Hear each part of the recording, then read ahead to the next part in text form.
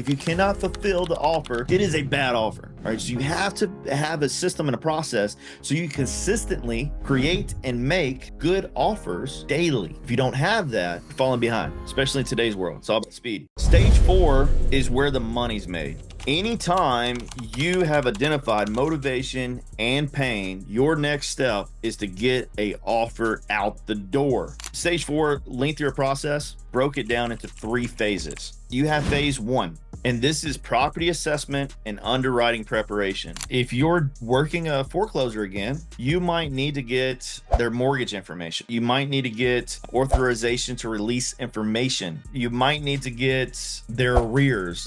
Like, there's a lot of stuff that you need to get. There's a process to that. And you can miss a lot of steps and you can lose a lot of deals if you're not organized and if you can't show up and do your job every day. Again, you can have your untouched new lead. Maybe you get affiliate lead from somebody. You get appointment books, quick and dirty, discovery, waiting documents, lead verified. In stage 4, every deal goes through here. You can absolutely have somebody in stage 1 be the first time you talk with them and they go all the way to stage 4. You can absolutely do that. Is that the norm? Absolutely not. That is not the norm. And because that's not the norm, you need to have operations like this. You need to have systems and processes that work and you can follow and you don't have to wonder where to go and what to do next. If you don't have that, you need to get that. And that's what we provide in the Deal Boss Project. All right. This is everything I wish I would have had when I started, instead of going in the whole $60,000 for a bunch of videos that I had to watch that just exhausted me. And at the end of the day, I had to come in here and like learn how to do everything anyway. And it was just super disappointing. It doesn't have to be that way. And that's what, that's what we're solving in the Deal Boss Project.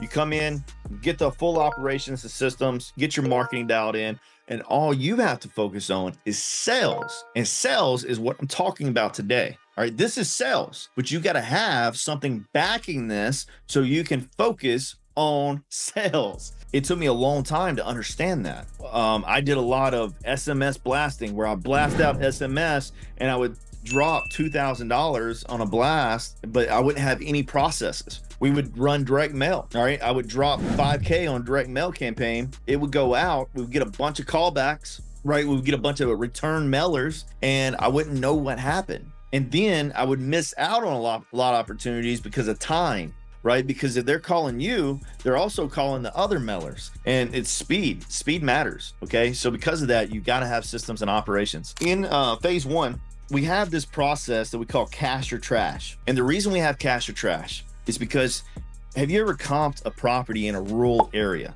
Better yet, have you ever tried to train someone to comp a property in a rural area? How many deals, how many leads have you spent a lot of time on that there was really no money to be made? Or if there was money to be made, it cost you a lot of resources. Way more resources than it was worth. And therefore, we have a process. Whenever a lead comes into our stage 4 operation, we rank it on a 1 to 5 system.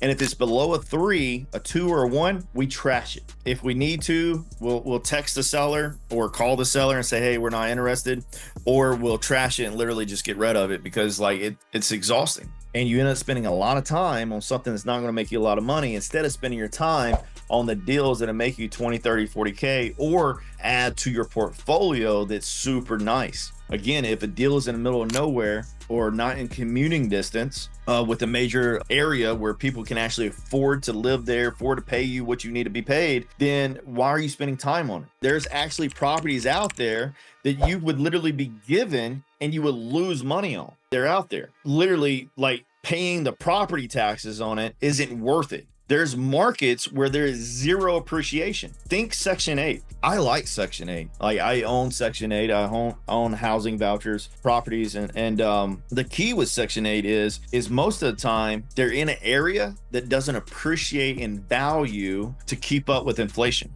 And because of that, you can own a Section 8 property for 10 years and it may only be worth like $10,000, $20,000 more versus buying a property that's in a good area that's appreciating in value. And now 10 or 20 years later, it's doubled in value, which is statistically what real estate does every 10 years. So therefore, even market analysis is extremely important so you can focus your time and effort where it needs to go. And I'll walk you through exactly how to do that. We identify your top zip codes.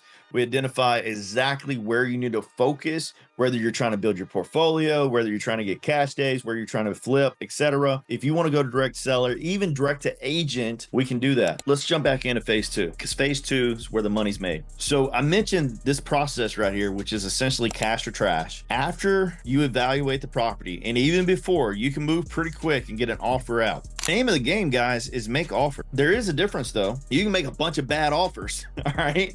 And you'd be like, dude, I'm making 50, 100 offers a day. It's just like, dude, they all suck. You didn't make any good offers. Why did you make any good offers? Well, you didn't have a process that allows you to make consistent good offers. My point with that is you need a system where you can look at your KPIs. And if you have a acquisitions manager whose job is to look at properties and make good offers, well, now you can track that. Now you can see exactly what they're doing. Maybe that's you and you need accountability. Either way, you need to do this.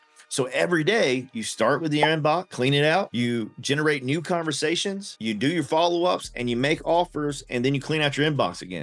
Let's move back and we're going to talk about phase 3. So once the offer is sent, all right, so now keep in mind, I just laid out a full-fledged operation for you. This is your entire sales process. Once you're here and you're making offers, your offers will most likely always be denied. Because your offers will always be denied, you have to have a process to follow up on your offers. LOI, if you're unfamiliar with that, means letter of intent. It's a commercial term that's mainly used in commercial properties. Think of it as an offer. All right, an offer can absolutely be a verbal offer. It can absolutely be a text offer. It can absolutely be a written contract that gets sent out. However, the difference is it's something you can actually fulfill. It's not a conversation starter. It is something that if it is accepted, you will move forward. If you're making offers like that, the seller's probably going to have questions and probably is going to say no more times than yes. And therefore, you need to have a stage where you're getting feedback. All right, so you send the offer, you try to get them to sign and commit. And if you did your job correctly, most of the time they will. However, sometimes there's this gatekeeper that pops up, right? And they're like, something happened, right? I talked to my Aunt Susie and Aunt Susie said I need to do this, and you can't overcome that objection. So because you cannot overcome that objection, you only have one option, and that's the follow-up, my friend. So we move it into LOI follow-up, and it's going to happen automatically in one day. So inbox, new offers and tasks, generate new conversations, and then you're following up with those offers as well inside of that mix, cleaning out your inbox at the end of the day.